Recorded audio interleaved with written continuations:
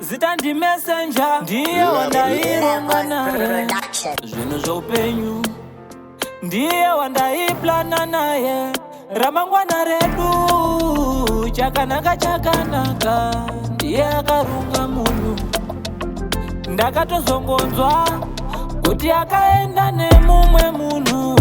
Handisisina nguva yekufunga nezvake.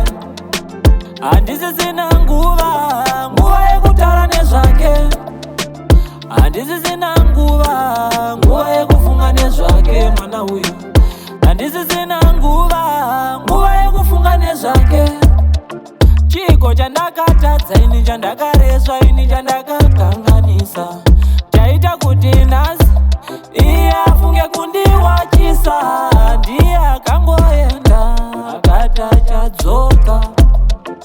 Handina kuzviziva sei anonoka. Handisisina nguva yekufunga nezvake. Handisisina nguva yekutaura nezvake. Handisisina nguva yekufunga nezvake mwana uyu. Handisisina nguva yekufunga nezvake.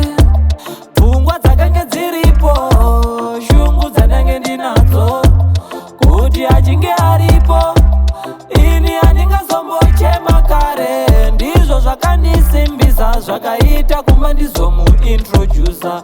Ndizvo zvakandigwinyisa, zvakaita paari ndozvisimbisa. Handisisina nguva yekufunga nezvake. Handisisina nguva yekutaura nezvake. Handisisina nguva yekufunga nezvake mwana uyu. Handisisina nguva yekufunga nezvake. Chiko chandakatadza ini, chandakareswa ini, chandakakanganisa, chaita kuti nhasi iye afunge kundiwachisa. Ndiye akangoenda akati achadzoka.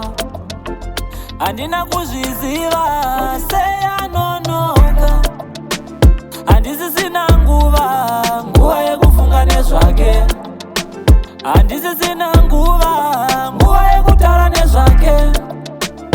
Handisisina nguva yekufunga nezvake mwana uyu. Handisisina nguva yekufunga nezvake. Levels Production.